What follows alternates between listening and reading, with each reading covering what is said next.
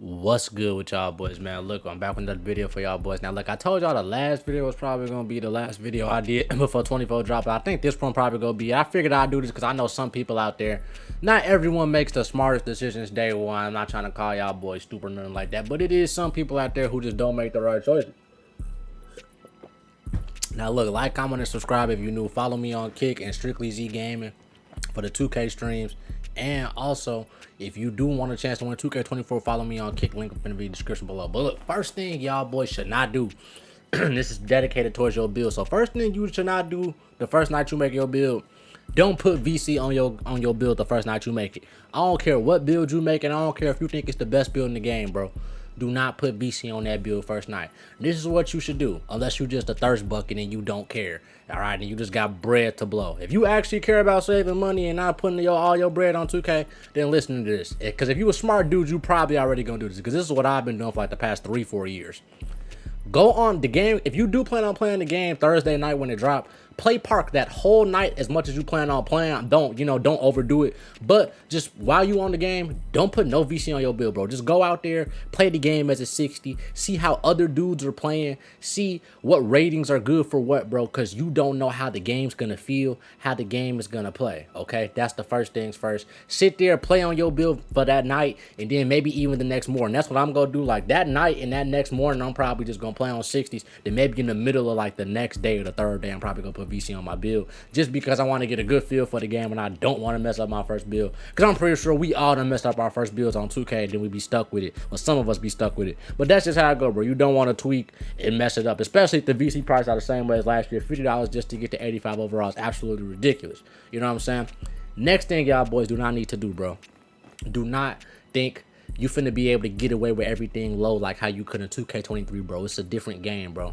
Each year you able to get away with different stuff at different attribute ranges, bro. Now, as far as shooting, I'm pretty confident you're gonna be able to shoot with a low 3 ball. So when I say these things, I'm not talking about shooting attributes. I'm talking about things like having a really low layup, having a really low close shot, having a really low pass act. Certain things, bro, is not gonna fly like how it is this past few years. Like, I've been seeing builds on Twitter with only 75 speed with ball and stuff, and this dude's on Twitter hyping the builds up and stuff, and I'm like, bro, this build would be good for 2K23 standards. You don't know what the animation requirements are going to be. You don't know how the animations that you do unlock at that attribute are even going to be good or not. And you don't know if 75 speed with ball is going to be too slow or not either.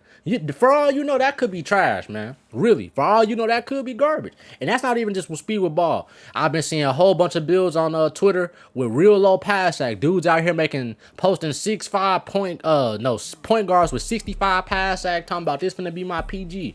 You can't get away with a 75 pass act. Ain't go cut it if you really want to be a PG this year and actually facilitate. You know what I'm saying? That's just how it is, because you can't even get bailout with bronze 75. With bronze, you know what I'm saying? You can't even get that shit bronze with 75 pass act. So how is you finna be a real point guard unless you're not finna be no real guard? But you know what I'm saying? Those are just examples of stuff to do.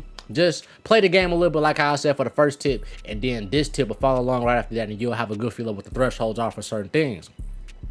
Now, the next thing, if you plan on being a bigger build this year, I suggest for you to put some strength on your build. Now, this is coming from a person who don't really put strength on his builds, because every time when I did put strength on my builds the past couple of years, I feel like I got hold. I feel like it's like, what was the purpose of me even putting it on here for real? But this year actually might be the year where it's seeming like it might actually be the move, and I wouldn't risk it. This past year, 2K23, when I made my first build, I had strength on it. Kind of regretted it because Bully was overrated. But this year, I'd rather take the gamble than sit here and just not put no strength on it. Like I said, if you are making a taller build, if you're going like 6'4" and below, you know what I'm saying, 6'5" and below, do what you do, you know what I'm saying? You're probably not even finna need no strength. But if you do plan on making like a 6'8", 6'9", like how I'm thinking about making, or even a 6'7", 6'8" lock, like how I'm thinking about making, I suggest putting strength on your build. I'm not saying I have a 90 strength or anything, but you know, maybe you might want to have it like an 84, or maybe even a 75, just so you can have a little something so you just not getting absolutely bullied.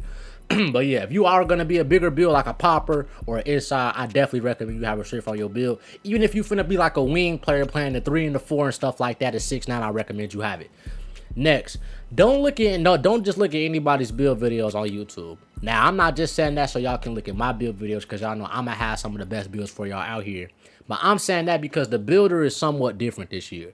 Yes, it's still a freelance builder and you put it wherever you want, but it's not really just like how it used to be in previous 2Ks. You can't just sit here and just look up the best meta build on YouTube for 2K24 and just pick up that build and be able to be nice on it. If you nice at the game, you probably going to be able to pick it up and be nice on it, but that's because you just nice at the game. The average person probably not going to be able to pick up a meta build on 20, a quote unquote meta build on 24 and just, you know, ball out on it, because on 2K24, you and the way you play is determining what badges you're getting. You might see some other dude with a cold build. He might have some nice attributes, and you might be like, damn, look at them badges he got on. You might see his gameplay, and it might be goated. But you have to want that playstyle. You have to have that playstyle in you, or know how to adapt and play like that person to get their badges on that they made on their build. Just because you pick the same stats I got, do not mean you finna be able to keep your badges up to the same levels that I'm able to keep mine at. Because I made the build because I know how I'm gonna play. You know what I'm saying? That don't mean you shouldn't look at anybody's build videos. I'm just saying, just make sure what y'all doing. Like, for example, if you want a Steph Curry build, don't just look for a build with a high 3-ball and high playmaking. Look for somebody who's actually executing Steph Curry like things in their gameplay footage, if they have any. That's just another good tip for y'all boys. You know what I'm saying? Next tip, bro, and this is the last one for the video. And do not strive for Hall of Fame badges on the first day of the game, bro. When you're in the builder, if you not gonna wait, like how I suggested for one of the first tips, wait like a day or two before making the build and getting the feel for the game, and you is gonna make your build first night or that next morning, bro, do not sit here and strive for strictly Hall of Fame badges on your build. And this is why.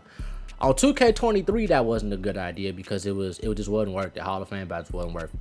We don't know if Hall of Fame badges actually gonna be worth it this year. I would hope they are worth it, but I'm gonna be honest, the way since the builder seems a lot more restrictive, I wouldn't be surprised if it's not worth it as much. As expensive as a lot of, because Hall of Fame badges, we gotta realize certain badges cost more stuff now. For certain Hall of Fame badges, you need you need to have 2-3 certain stats. And no just having one stat 99 no more.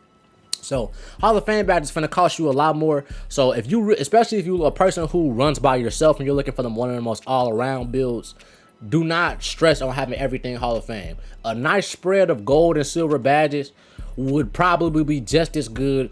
And like I said, if you tweak your build the right way, and if you get a good feel for the game, you'll know the thresholds you meet for certain areas, and you'll know, okay, I'm only going to be good with this amount of 3-ball, and I'm going to be good with only this amount of layup. You know what I'm saying? So like I said, man, these are some tips for y'all boys so y'all don't screw up y'all builds, or you know what I'm saying, y'all just don't screw up none of y'all players ever on 2K24 or 2K in general, you know what I'm saying?